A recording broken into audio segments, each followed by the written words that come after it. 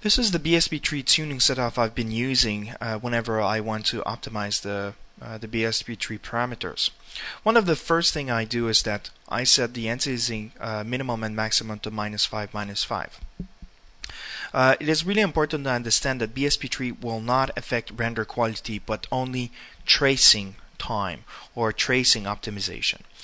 It is really also important to put the viewport where you'll be defining the render region as small as possible, because what you really want to have is the Bsp Tree statistics as fast as possible. You're not looking at the pixel because the image quality will not get affected. So you want to have a render region as small as possible. It is also important to enable ray tracing, because it's only when ray tracing is enabled, the Bsp Tree will get computed and used. In order to also properly tune this condition, is this setup like this is to turn off Scanline. The reason why is that if Scanline is enabled and ray tracing is enabled as well, the primary rays, which is the rays from the camera to the first surfaces or the first impact point, is going to be rendered with Scanline, and after that any reflection, transparency, final gathering is going to be used but is going to be done by ray tracing. So what you really want to do is do a pure ray tracing scene, such that you set up the scene in the worst case possible, which is everything is ray tracing. If you enable Scanline back, then you'll just simply see a render speed up, because Scanline is going to do some more optimization on top, which wouldn't require that much Bsp Tree. Let's say, for example, Scanline is very optimal for opaque surfaces, such that Bsp Tree in this case will not get actually involved at all, unless the actual opaque surfaces involves transparency, for example. You set the log message to either progress report or full verbals, depending on the version you are using. I opened the script editor to see the actual rendering log, so I could see mentally outputting the render progression, and also see the Bsp Tree stats being displayed and printed, so I can actually read about it. I do a render region in the smallest viewport, and the render region I make it as small as possible, because I really want to have a fast feedback.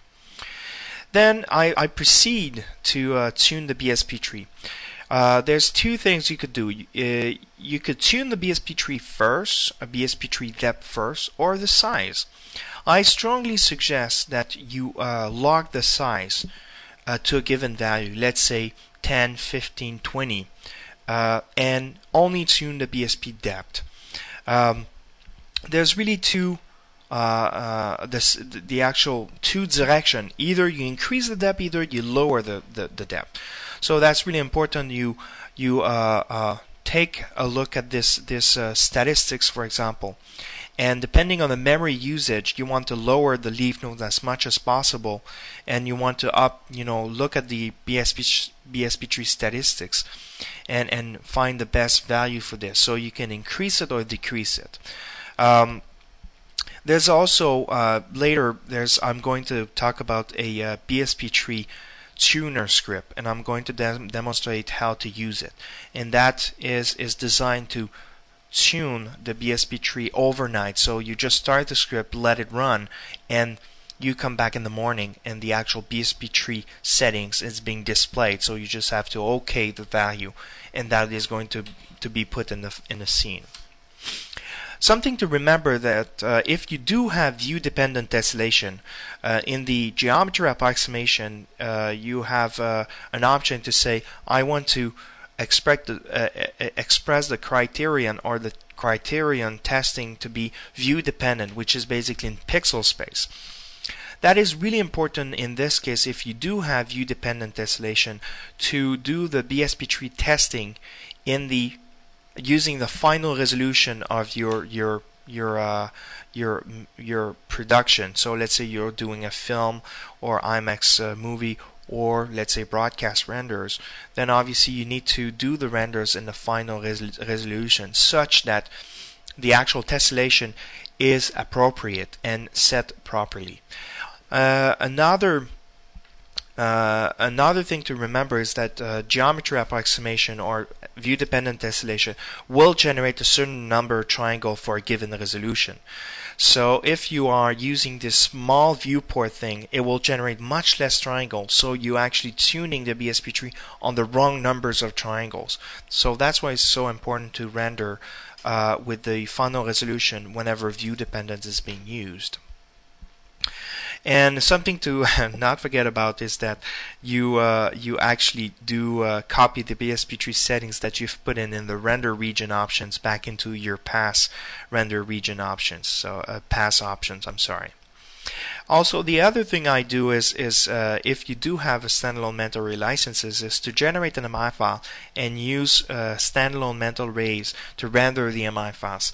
And sometimes it will give you some very interesting information where sometimes you start the renders and it will stop at a given process and just stay there for some time to say, well, there's something wrong about this.